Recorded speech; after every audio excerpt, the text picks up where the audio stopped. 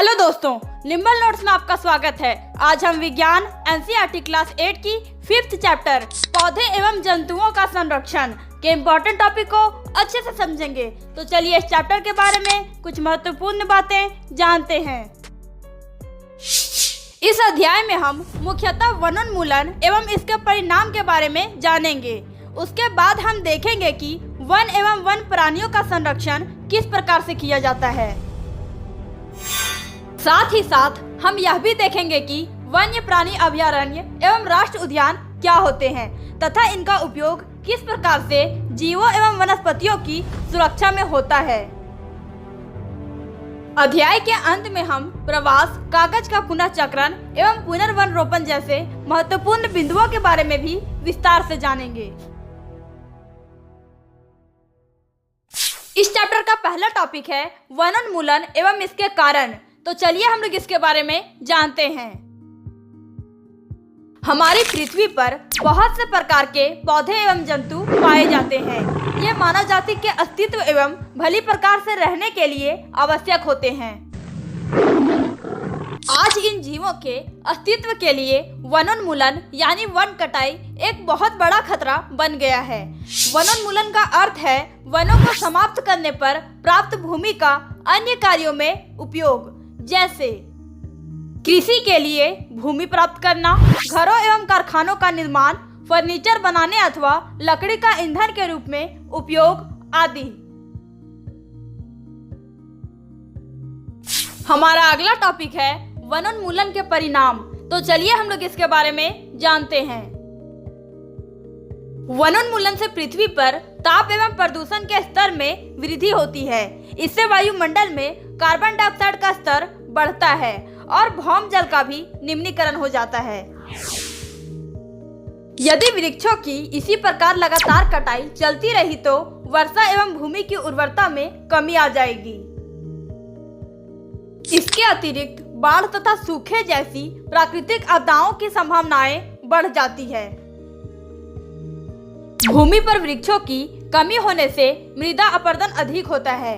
मृदा की ऊपरी परत हटाने से नीचे की कठोर चट्टानें दिखाई देने लगती है। इससे मृदा में ह्यूमस की कमी होती है तथा इसकी उर्वरता भी अपेक्षाकृत कम होती है। धीरे धीरे उर्वर भूमि मरुस्थल में परिवर्तित हो जाती है। इसे मरुस्थलीकरण कहते हैं। हमारा अगला टॉपिक है वन एवं वन्य प्राणियों का संरक्षण। तो चलिए हम लोग इसके बारे में जानते हैं। जैव मंडल पृथ्वी का वह भाग है जिसमें सजीव पाए जाते हैं अथवा जो जीवन यापन के योग्य है। जैव विविधता का अर्थ है पृथ्वी पर पाए जाने वाले विभिन्न जीवों की प्रजातियां, उनके पारस्परिक संबंध एवं पर्यावरण से उनका संबंध। वनस्पति जात, प्राणी जात और उनके आवासों के संरक्षण हेतु संरक्षित क्षेत्र, जिन्हें वन्य जीव अभयारण्य, राष्ट्रीय उद्यान और जैव मंडल आरक्षित क्षेत्र कहते हैं।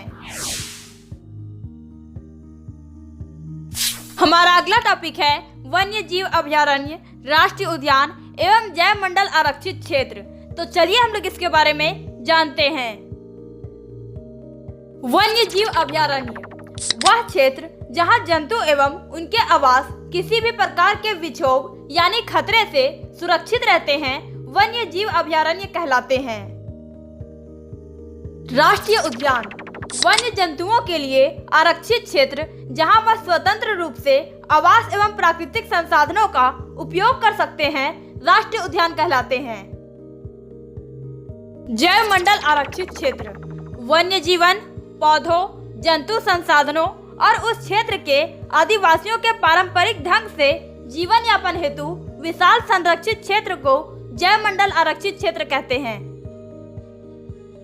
जैव विविधता के संरक्षण के उद्देश्य से जैव मंडल आरक्षित क्षेत्र बनाए गए हैं। जैव विविधता का अर्थ है किसी क्षेत्र विशेष में पाए जाने वाले सभी पौधों, जंतुओं और सूक्ष्म जीवों की विभिन्न प्रजातियां।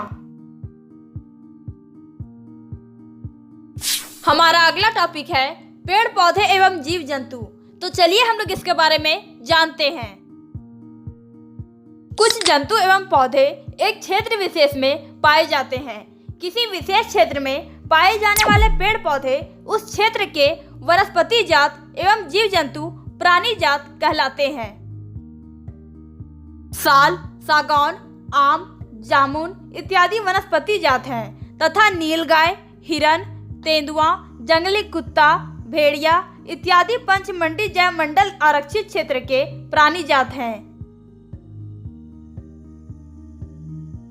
हमारा अगला टॉपिक है विशेष क्षेत्रीय प्रजाति। तो चलिए हम लोग इसके बारे में जानते हैं। पौधों एवं जंतुओं की वह प्रजाति जो किसी विशेष क्षेत्र में विशिष्ट रूप से पाई जाती है उसे विशेष क्षेत्रीय प्रजाति कहते हैं। ये किसी अन्य क्षेत्र में प्राकृतिक रूप से नहीं पाई जाती। किसी विशेष प्रकार का पौधा या जंतु किसी विशेष क्षेत्र, राज्य अथवा देश की विशेष क्षेत्रीय हो सकते हैं। हमारा अगला टॉपिक है वन्य प्राणी अभयारण्य। तो चलिए हम लोग इसके बारे में जानते हैं। आरक्षित वनों की तरह ही कुछ ऐसे क्षेत्र हैं जहां वन्य प्राणी सुरक्षित एवं संरक्षित रहते हैं। इन्हें वन्य प्राणी अभयारण्य कहते हैं।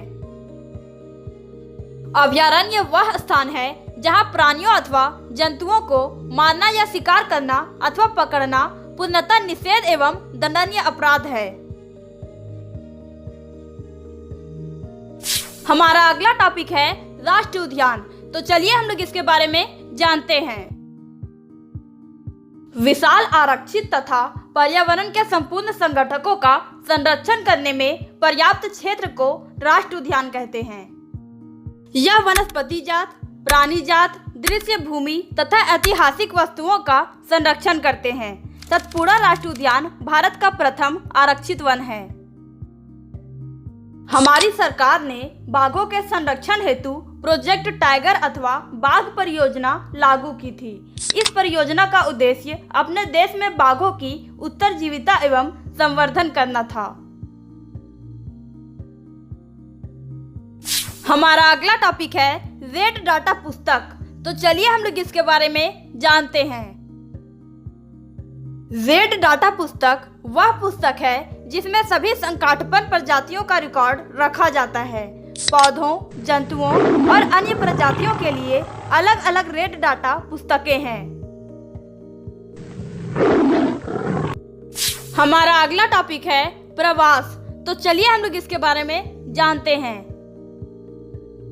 जलवायु में परिवर्तन के कारण प्रवासी पक्षी प्रत्येक वर्ष सुदूर क्षेत्रों से निश्चित समय पर उड़कर आते हैं। वह यहाँ अंडे देने के लिए आते हैं क्योंकि उनके मूल आवास में बहुत अधिक शीत के कारण वह स्थान उस समय जीवन यापन हेतु अनुकूल नहीं होती। ऐसे पक्षी जो उड़कर सुदूर क्षेत्रों तक लंबी यात्रा करते हैं प्रवासी पक्षी कहलाते हैं। हमारा अगला टॉपिक है कागज का पुनः चक्रण। तो चलिए हम लोग इसके बारे में जानते हैं। 1 टन कागज प्राप्त करने के लिए पूर्ण रूपेण विकसित 17 वृक्षों को काटा जाता है। इसलिए हमें कागज की बचत करनी चाहिए। कागज का 5 से 7 बार तक पुनः चक्रण किया जा सकता है। कागज का पुनः चक्रण द्वारा हम न केवल वृक्षों को बचाएंगे बल्कि कागज उत्पादन के उपयोग में आने वाले जल एवं ऊर्जा की बचत भी कर सकते हैं। हमारा अगला टॉपिक है पुनर्वन रोपण। तो चलिए हम लोग इसके बारे में जानते हैं। पुनर्वन रोपण में काटे गए वृक्षों की कमी पूरी करने के उद्देश्य से नए वृक्षों का रोपण करना है। रोपण वाले वृक्ष सामान्यतः उसी प्रजाति के होते हैं जो उस वन में पाए जाते हैं। हमें कम से कम उतने वृक्ष तो लगाने ही चाहिए जितने हम काटते हैं। प्राकृतिक रूप से भी वन का पुनर्वन रोपण हो सकता है। यदि वनोन्मूलित क्षेत्र को अबाधित छोड़ दिया जाए तो यह स्वतः पुनर्स्थापित हो जाता है। प्राकृतिक पुनर्वन रोपण में मानव गतिविधियों का कोई स्थान नहीं है। ओके दोस्तों, इस चैप्टर के इम्पोर्टेंट टॉपिक को आप एक बार फिर से देख लें ताकि आपको पता चले कि आपने इस चैप्टर में कौन कौन से टॉपिक को समझा है?